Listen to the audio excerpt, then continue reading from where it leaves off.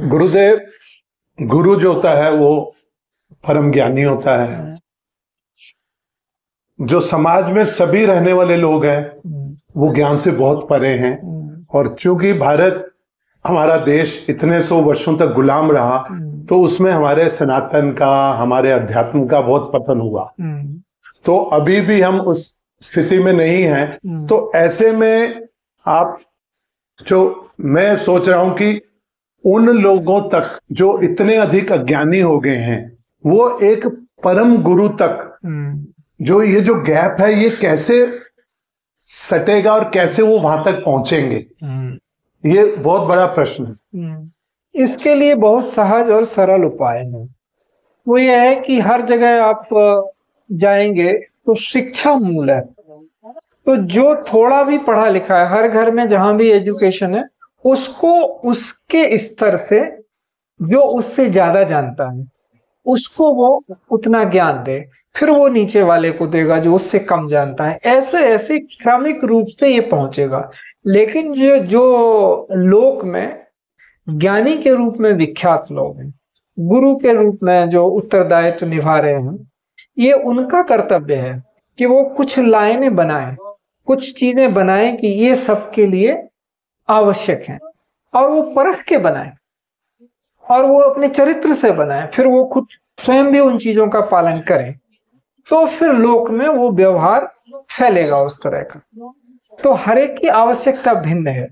लेकिन जब एक हम, जिसको हम ग्रांड नरेटिव कहते हैं, जिसको हम कहते हैं कि ये हमारी मूल कहानी है, तो उस पे कम से कम उनको एक मत होना चाहिए। जैसे हम ये कह रहे हैं, हम ये बहुत स्पष्टता से कह रहे हैं कि सनातन धर्म का मूल सनातन गुरु परंपरा है। सनातन धर्म का मूल सनातन गुरु परंपरा है। अब इस पे संवाद होना चाहिए कि मैं ये बात कैसे कह रहा हूं, क्योंकि हमने दूसरे तरह की भी सुनी है बात कि नहीं, सनातन धर्म में सनातन गुरु परंपरा हो। तो ये सिद्ध करने के लिए इसमें चर्चा होनी चाहिए, संवाद हो। जो अब जिस दृष्टि से देख रहे हैं उसमें जब एक मत आए, दो तो नहीं हो सकते।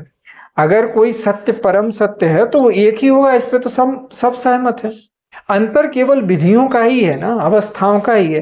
कोई भी, इवन कोई मजहब हो, रिलीजन हो, धर्म की बात तो आप छोड़ दीजिए, धर्म तो कहता ही है एक ही ईश्वर है।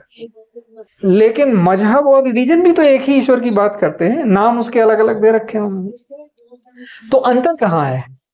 अंतर विधियों में है कि कोई कह रहा है विधि ये है, वहां तक वो अवस्था पाने की विधि है, दूसरा कह रहा नहीं विधि ये है, तीसरा कह रहा नहीं वो फलाने जब हुए थे तभी वही सारा ज्ञान प्राप्त करके गए, इसके बाद कुछ होना नहीं है। जो पुस्तक लिखी गई उसके बाद कुछ लिखा जाना नहीं है। यहाँ तो रोज हजारों पुस्तकें निकल रही हैं, हम तो उस धारा के हैं। तो उस पर चर्चा होनी चाहिए। जो आधिकारिक प्रवक्ता हैं, जिनको मान रहे हैं लोग, जिस रिलीजन में, मजहब में, ऐसा नहीं होना चाहिए कि नहीं आप तो अमुक धर्म से हो तो अमुक धर्म की ही केवल बात करो। नहीं, सबकी बात करेंगे हम, सब रिलीजन की भी बात करेंगे, मजहब की भी बात करेंगे, संवाद करेंगे, वो भी इसमें संवाद करें और फिर सत्य पे आए। तो वो जो पहले तो जो आधिकारिक प्रवक्ता हैं उनके बीच बहुत संवाद होना चाहिए, मधुर संवाद। ये नहीं कि ये श्रेष्ठ है कि वो श्रेष्ठ, सत्य क्या है, क्या व्यवहारिक है, उसमें तो चर्चा हो ही सकती है कि हाँ ये व्यवहार, उसमें तो कोई दो मत नहीं होता है। तो वो व्यवहारिक कदम उठाएं, संवाद करें निरंतर, तो उससे फिर वो हमारा ग्रांड नैरेटिव बनेगा कि जो है ये 4-5 चीजें हैं जो धरती के सारे मनुष्यों के लिए लाभकारी है, सबके लिए हितकारी है, सारे रिलीजन्स, मजहब और धर्म वालों के लिए, सबके लिए ये समान है। तो उनमें फिर संवाद का भाव रहेगा निरंतर।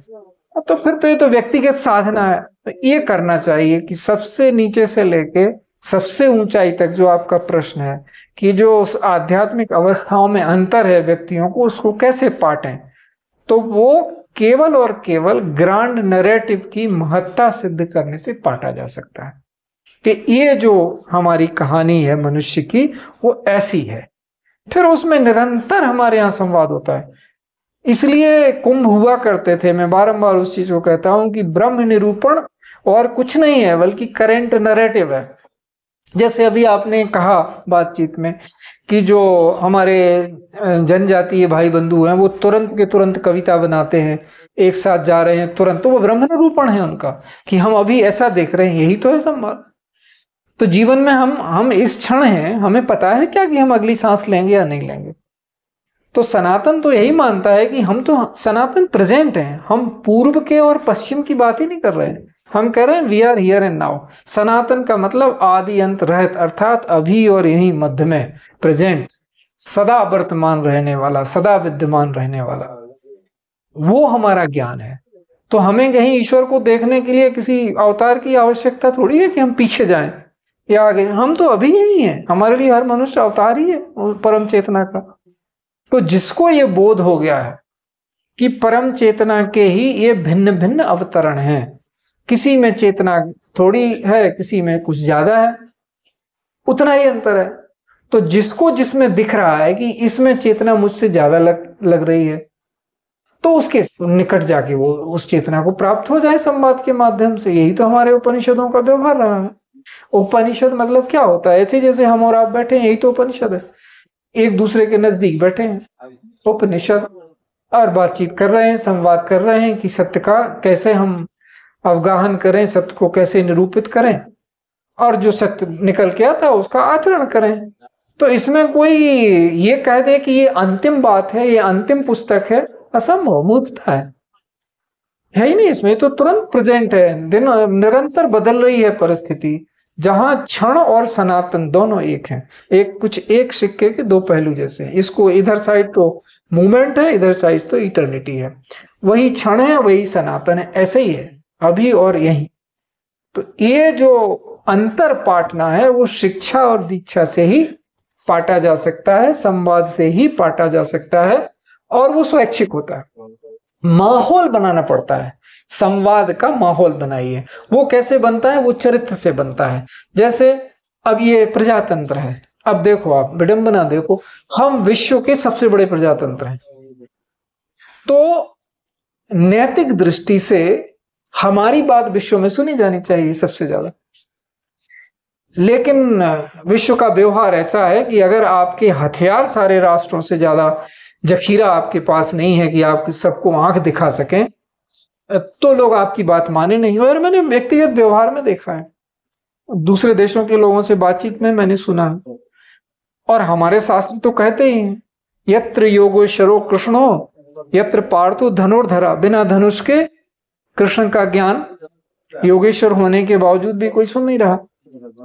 एक अर्जुन मिले उनको सुनाने के लिए, तो वो तभी होता है। लेकिन एक अर्जुन भी पर्याप्त है, सारा महाभारत जीता उन्होंने। तो ज्ञान की तो महिमा ऐसी है, लेकिन उसके लिए शस्त्र भी चाहिए।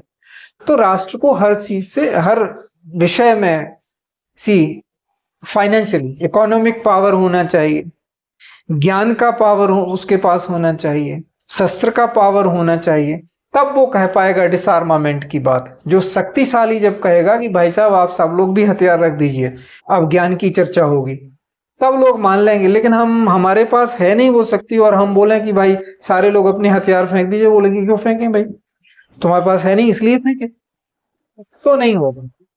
शक्तिशाली ही होना होता है। तो ज्ञान का तो स्वरूप ही शक्ति का है, लेकिन शक्ति जो हम जिस शक्ति की बात कर रहे हैं वो चरित्र की शक्ति है। तो वो होती है, वही बात लौट के आ जाती है कि आपका चरित्र कितना अच्छा है, तो लोग अपने आप फिर आपके व्यवहार को मानेंगे और वैसे जीना चाहेंगे। क्योंकि अच्छे शुद्ध चरित्र में शुद्ध दृष्टि का विकास होता है, अपने आप होता है नैसर्गिक रूप से। तो उसको कोई भय भी नहीं रहेगा, कोई असत्य बोलने का उसके लिए कंपल्सन नहीं है, क्योंकि वो शरीर को तो पहले ही देख चुका है कि इसमें कुछ है नहीं। लेकिन उसकी अवमानना नहीं करता, क्योंकि शरीर खलु धर्म साधनम, वो भी बात है। तो बस इसलिए कि कोई जैसे आप कैमरे से कर रहे हैं, अब हमें आपको बातचीत करनी है, लोगों तक पहुंचाना, तो एक इंस्ट्रूमेंट है वो, उसको ठीक नहीं रखेंगे तो बात कैसे पहुंचेगी। ऐसे ही शरीर है कि अगर आप कुछ सेवा करना चाहते हैं, आपकी चेतना परम चेतना हो गई, आप पूरी तरह चैतन्य हो गए, तो एक ही भाव आता है कि लोगों की सेवा कैसे करें। कैसे लोग, क्यों लोग खामोखा में दुखी हैं, और जब इतना सुख इतना आसान है, शांति इतनी आसान है, तो इतने दुखी क्यों है? एक ही बात, अज्ञान है।